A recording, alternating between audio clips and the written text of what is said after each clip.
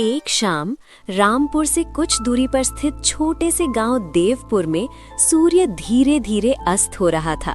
आसमान में लालिमा फैल रही थी और गांव के कच्चे पक्के घरों से उठता हुआ धुआं वातावरण में घुल रहा था। चूल्हों की आंच और शाम की ठंडी हवा मिलकर एक अजीब सी खामोशी पैदा कर रही थी। गांव के ठीक बीचों बीच स्थित वर्मा परिवार के घर में भी दिया जल चुका था। पीली रोशनी घर के आंगन में फैल रही थी, जो उस समय की शांति को और गहरा बना रही थी। इस घर में रमेश, उनकी पत्नी गीता और उनके दो बेटे दीपक और आलोक रहते थे। रमेश एक सीधे सादे किसान थे। उनकी जिंदगी खेतों, फसलों और परिवार के इर्द गिर्द घूमती थी।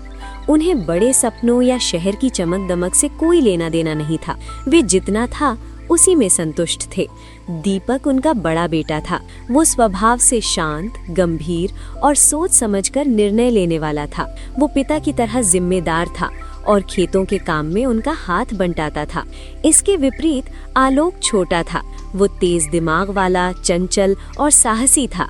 उसे नई नई जगहों पर घूमना, दोस्त बनाना और जोखिम उठाना पसंद था।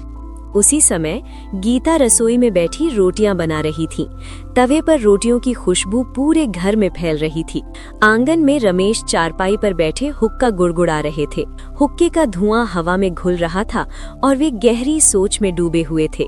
गीता ने रसोई से आवाज लगाई, रमेश जी, दीपक और आलोक कहाँ हैं?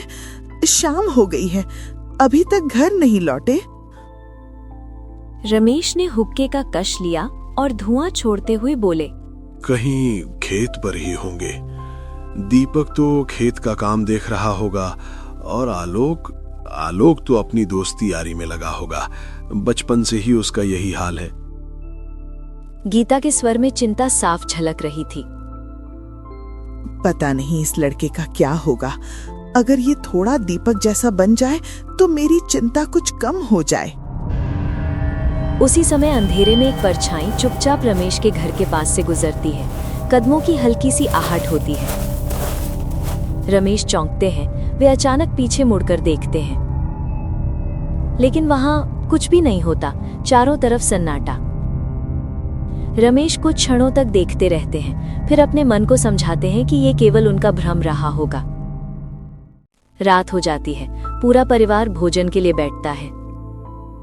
दीपक थका हुआ था, लेकिन उसके चेहरे पर हमेशा की तरह शांति थी। बापू, आज खेत में कुछ नए मसले दिखे। पानी की बहुत कमी हो रही है और फसलों में कीड़े भी लगने लगे हैं। रमेश धीरे धीरे खाना खाते हुए बोले, हाँ बेटा, मौसम बदल रहा है। अब खेती पहले जैसी आसान नहीं रही। उसी समय दरवाजा खुलता है। आलोक अंदर आता है। उसके कपड़े मिट्टी से सने हुए थे, जैसे वो कहीं घूम फिर कर आया हो। उसके चेहरे पर उत्साह था।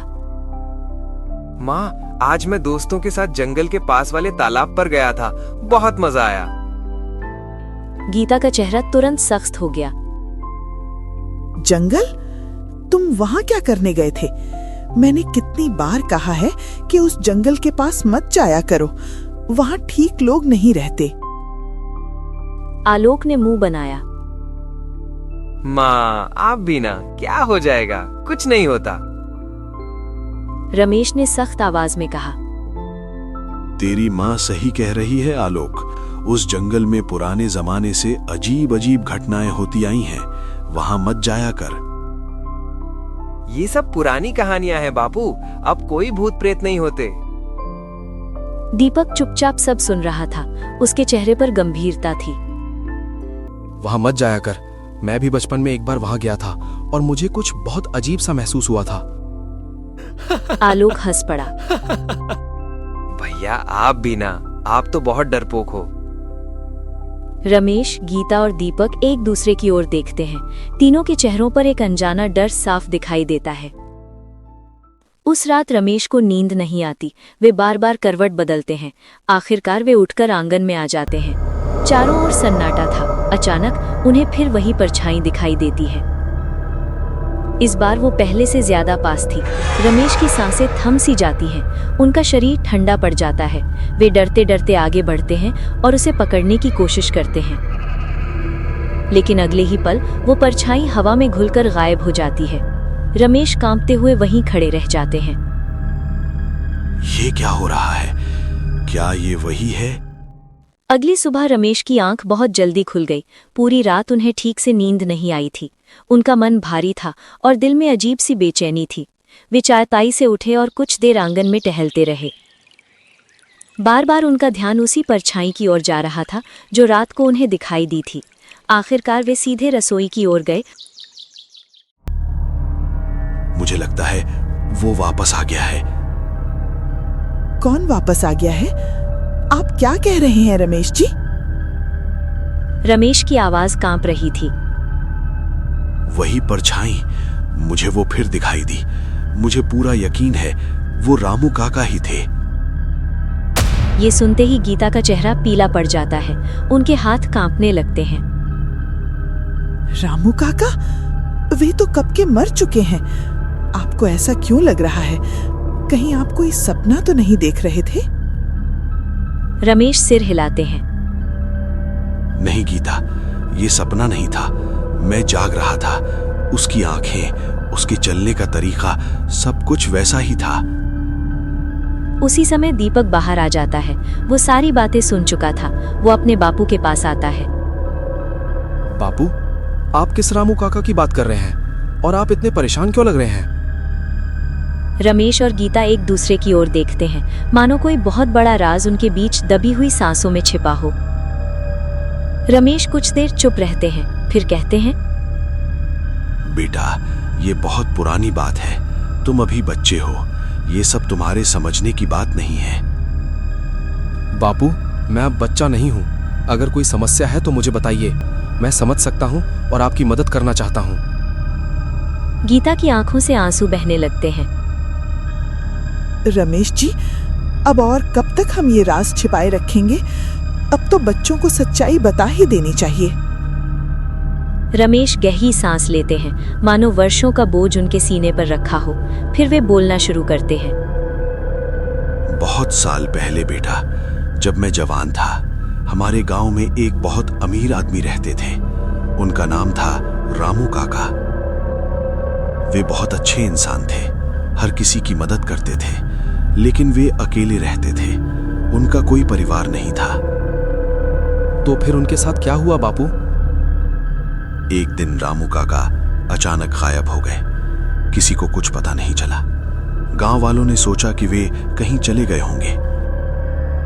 वे थोड़ी देर रुकते हैं, फिर धीरे से कहते हैं, लेकिन मैं और मेरे कुछ दोस्त जानते थे कि वे कहीं नहीं गए थे।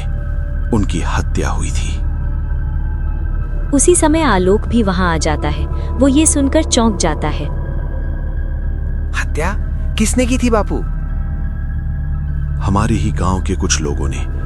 वे लोग रामू काका की दौलत पर नजर रखे हुए थे। उन्होंने उन्हें मार डाला और उनका सारा पैसा लूट लिया।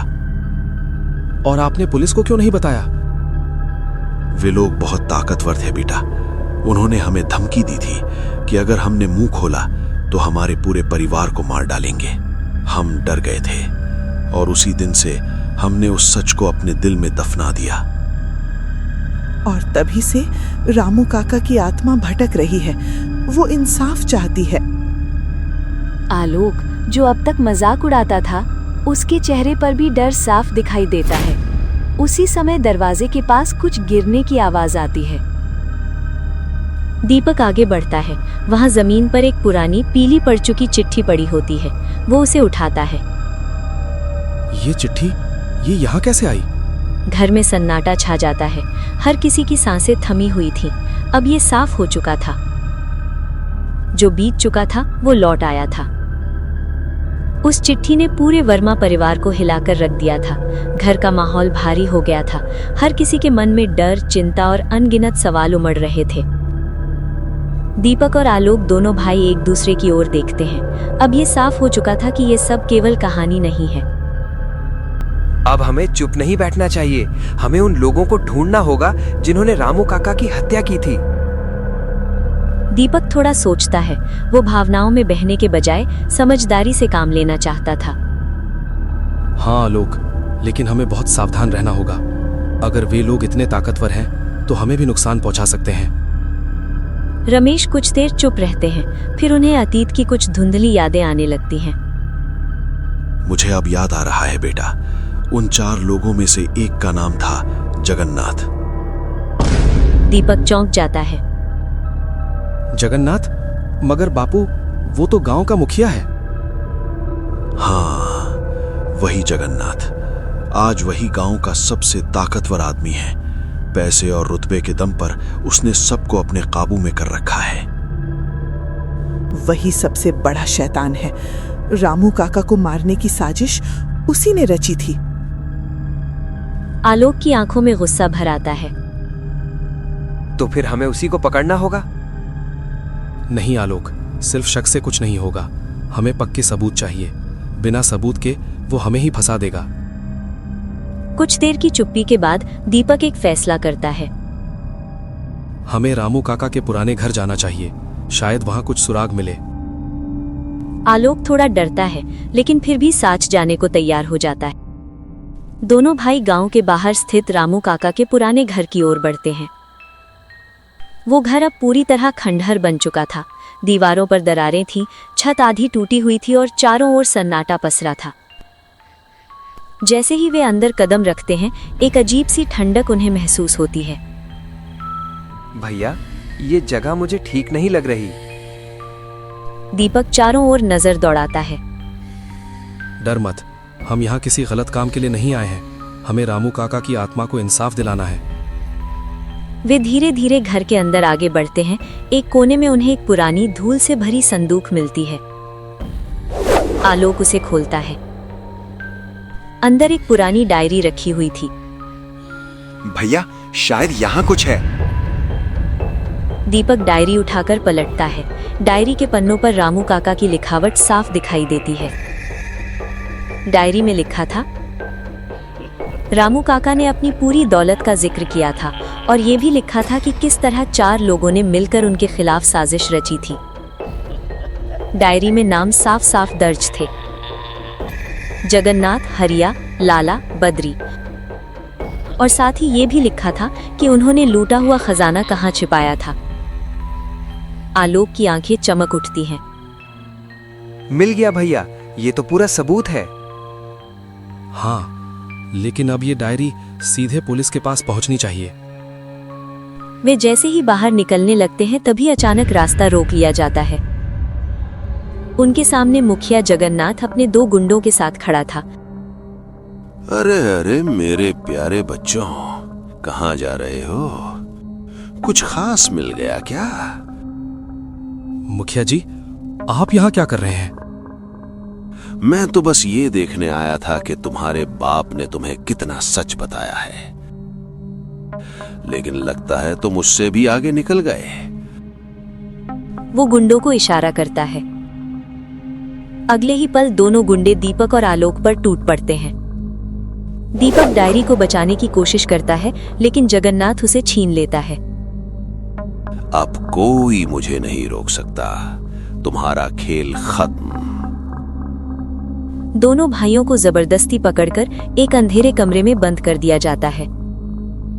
दीपक और आलोक एक अंधेरे कमरे में बंधे हुए बैठे थे। कमरे में न कोई खिड़की थी, न रोशनी, सिर्फ सड़न भरी हवा और डर का एहसास था। दोनों को एहसास हो चुका था कि अगर वे यहाँ से नहीं निकले तो शायद जिंदा नहीं बचेंगे। भैया, मैंने कहा था ना कि ये आदमी बहुत खतरनाक है। अब हम क्या करेंगे? हिम्मत मत हारो आलोक, जब तक सांस है तब तक उम्मीद है। वो अपने हाथों की रस्सी को ध्यान से देखता है। रस्सी पुरानी और थोड़ी ढीली बंधी हुई थी। दीपक धीरे धीरे अपने हाथ हिलाने लगता है। कुछ देर की मेहनत के बाद उसका एक हाथ आजाद हो जाता है। फिर वो आलोक की रस्सी खोलता है।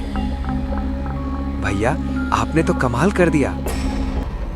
अब समय बर्बाद नहीं करना है, हमें यहाँ से निकलना होगा और बापू को सब बताना होगा। दोनों दबे पांव कमरे से बाहर निकलते हैं।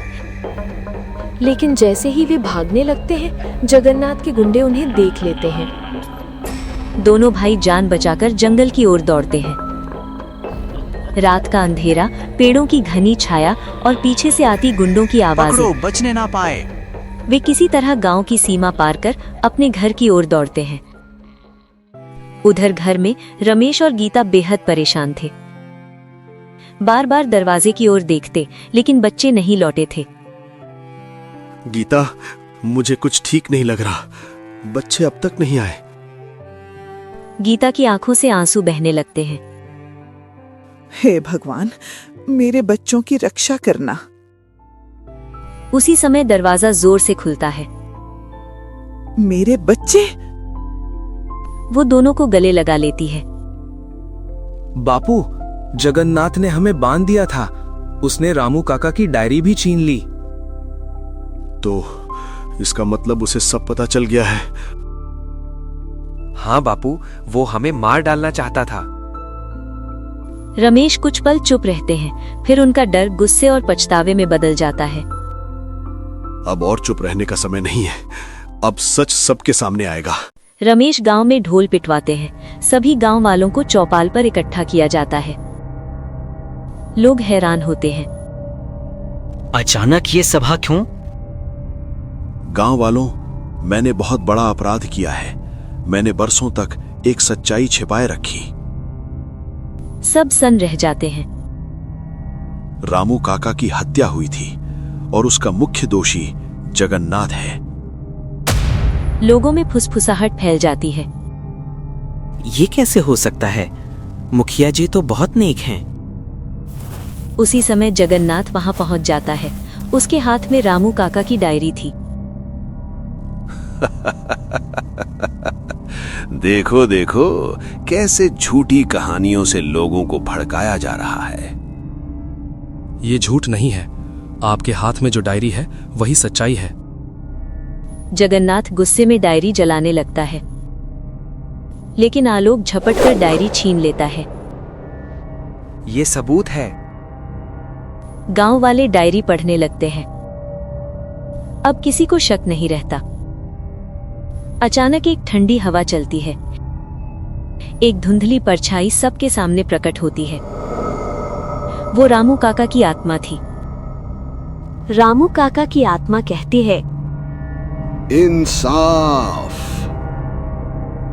जगन्नाथ डर से कांपने लगता है। वो भागने की कोशिश करता है, लेकिन गांव वाले उसे पकड़ लेते हैं। उसी समय पुलिस भी पहुंच जाती है। जगन्नाथ, तुम्हें रामू काका की हत्या के आरोप में गिरफ्तार किया जाता है। हरिया, लाला और बद्री भी पकड़े जाते हैं। जगन्नाथ को पुलिस जीप में बैठाकर ले जाया जाता है। उसका चेहरा पीला पड़ चुका था। जिस आदमी से पूरा गांव डरता था, आज वही आदमी गांव वालों की नजरों से अपमानित होकर जा रहा था। रामू काका की आत्मा धीरे धीरे धुंधली पड़ने लगती है। रामू काका की आत्मा शांत स्वर में, अब मेरा मन शांत है, सच सामने आ गया है। दीपक, आलोक और रमेश आंखों में आंसू लिए उस परछाई को देखते रहते हैं। कुछ ही क्षणों में आत्मा हवा में विलीन हो जाती है। चारों ओर एक अजीब सी शांति छा जाती है।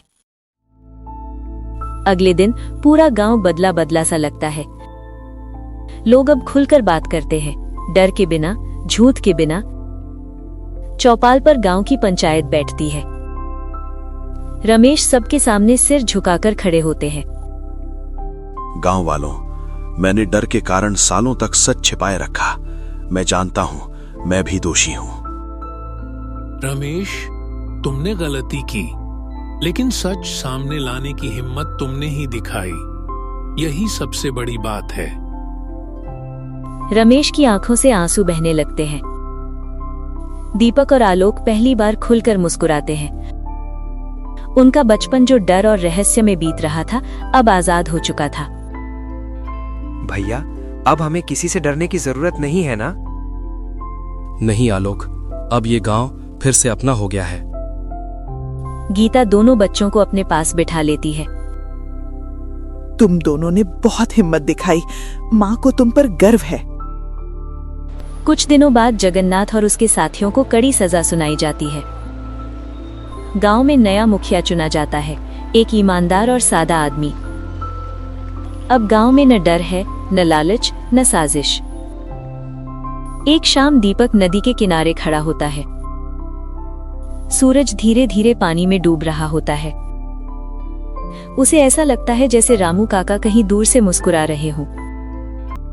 दीपक मन ही मन कहता है, आपका सच अब अमर हो गया है काका। वो वापस मुड़ता है। आलोक, गीता और रमेश उसका इंतजार कर रहे होते हैं। चारों एक साथ घर की ओर बढ़ते हैं, एक नया सफर, एक नई शुरुआत के साथ। कहानी की सीख, मॉरल, सच चाहे जितना दबाया जाए एक दिन सामने जरूर आता है। डर और चुप्पी अपराध को ताकत देती है, लेकिन साहस और सच्चाई उसे खत्म कर देती है। इंसाफ देर से मिल सकता है, लेकिन जब मिलता है तो शांति हमेशा के लिए छोड़ जाता है।